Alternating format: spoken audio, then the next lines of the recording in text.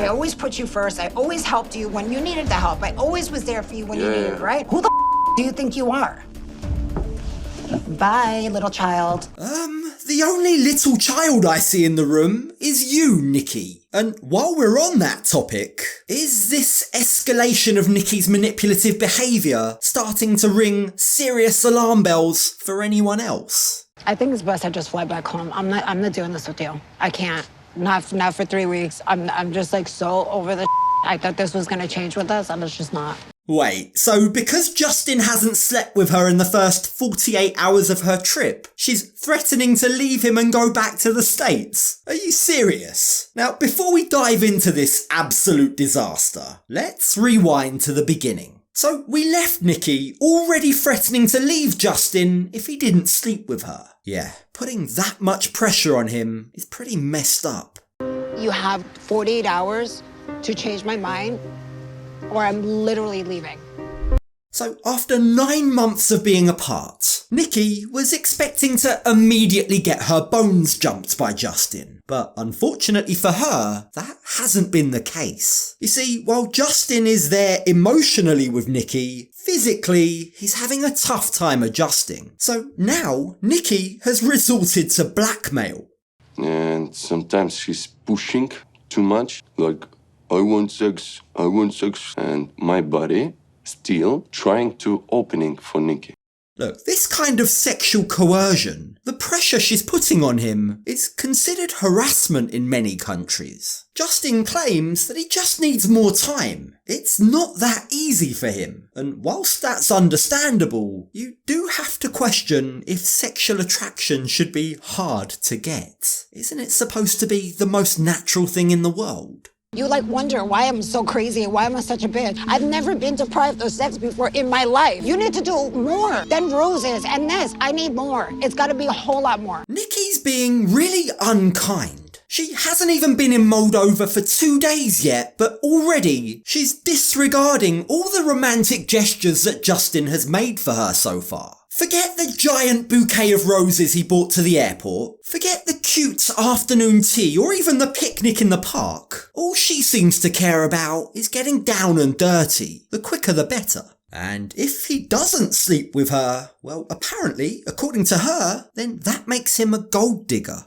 What is it special about me that I support you financially? I don't like when the Nikki talks about the money and try to feel bad me about it. She may have only arrived in Moldova yesterday, but already this is the second time she's mentioned her financial contributions. I get the feeling that this is some sort of guilt tripping that she's doing, and Justin doesn't like it. Her flexing her financial muscle, trying to make him feel guilty, is a shitty thing to do. And now, Justin's pride is hurt. In fact, he disputes how much she's even sent him. Baby, you sent so little money. It's only for my petrol.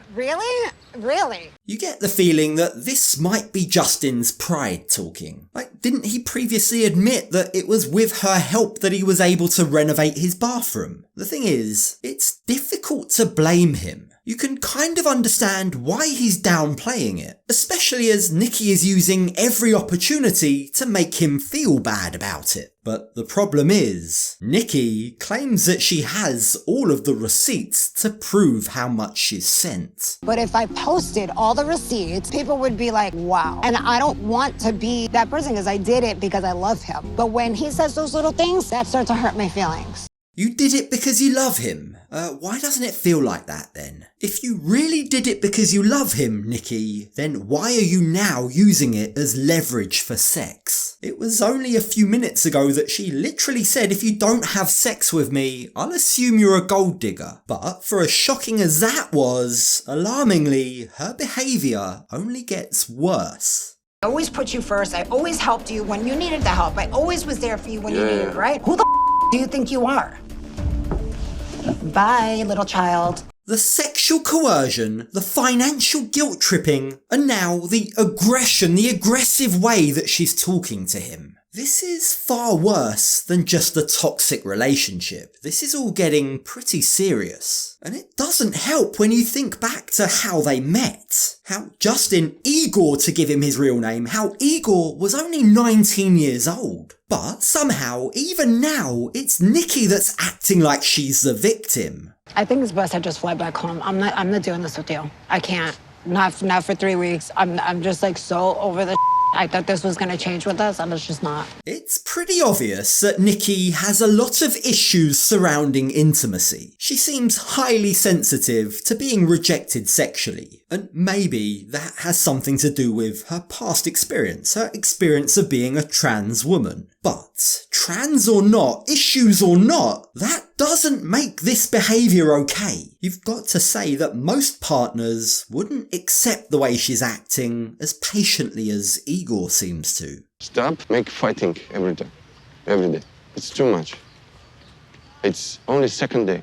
Save your power for our love.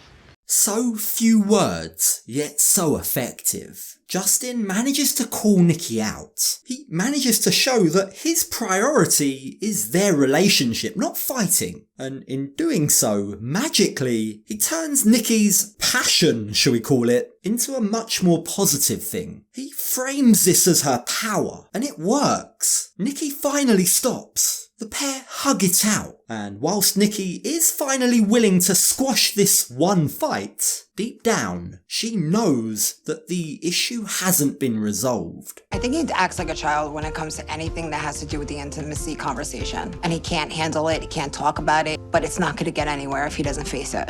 For once, Nikki might actually be right. If Igor's struggling with sexual attraction now that he knows that Nikki's transgender, well, ignoring it isn't going to make it go away. So when we join them back at home, it soon becomes clear, whilst on a call with her mum, that Nikki still can't get the topic off her mind. We had a conversation about the lack of intimacy, because this is not normal to me. Did you have a civil conversation with him? Did you yell at him? Did you start screaming? Mums really do know best, don't they? Nikki's mum obviously knows what Nikki's like, especially in an argument. She can already tell that her daughter went about it in completely the wrong way. Nikki admits that she did go from 0 to 1,000 with Justin. And she blames that. She blames her emotions on the hormone shots that she has. But instead of pandering to her, Nikki's mum keeps it real.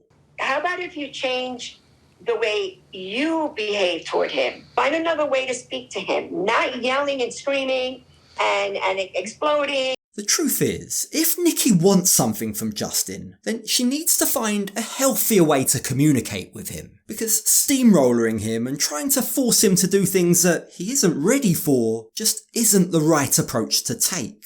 And when we join them later that night as they head out for dinner, it seems like Nikki is taking her mum's advice to heart. I'm going to try to be more patient. I'll go from 0 to 1,000, and you're going to try to be a little bit more serious when I'm upset.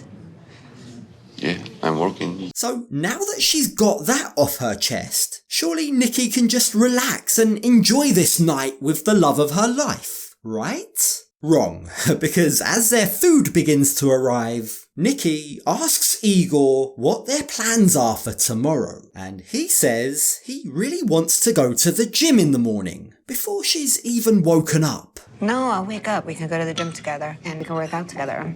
Maybe not my gym. Another gym. Better. Now, he claims that the other gym he had in mind is apparently better for foreigners, but it all sounds highly suspicious, doesn't it? It sounds like he just doesn't want to take her to his usual gym. He doesn't want his gym buddies to see her. So how does Nikki take this news? Well, it's safe to say she's not buying his excuses. But I think the real reason is more that I think you know a lot of people there, and you don't want them to talk.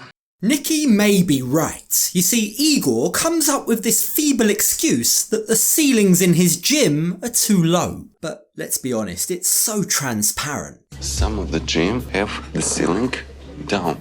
It's clear to see that he's still scared about the type of attention that Nikki attracts. especially in somewhere like a gym. The problem is, Nikki is well past the point in her life where she cares. She's no longer insecure about being trans. I changed who I was. I didn't care what anybody thought.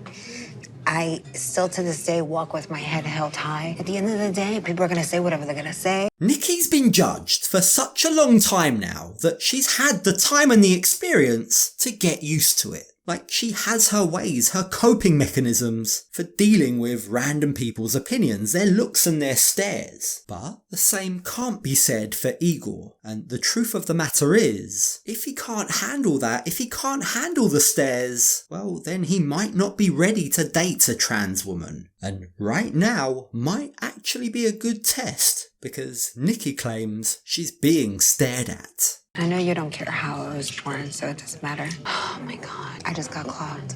I said how I was born, and the people over there at the table just gagged. I mean, yes, okay, they might have clocked her. But then again, she is kind of cosplaying Lady Gaga right now. They are surrounded by cameras. Maybe that's why people are staring. Now, for what it's worth, Justin doesn't actually seem all that bothered by all the stares from all the tables. But he does feel that he needs to explain to Nikki why he acts the way he does. My choice is not easy for me here in this country. Right. What you're doing is standing up and showing the world that you love me regardless of what anybody thinks. Igor stops her in her tracks, and in a sweeping gesture, he gets up and he gives her a public kiss on the cheek. This is his way of showing her that he's not ashamed of being with her. But it is notable that he stopped short of kissing her on the lips. Now, while the kiss on the cheek did pacify Nikki somewhat, it doesn't take long before her mind is back in the gutter. Let's finish our wine and let's get out of here. Because my cat is neglected and she needs to eat. So, Igor downs his wine, and it's certainly not the only glass he's had this evening, but swigging it back, maybe, just maybe, this will give him the liquid courage he needs to get over whatever barriers he has in his mind about being intimate with his fiancée. But the problem is, given everything we've just seen, their sex life seems to be the least of their problems. This relationship has a lot bigger issues.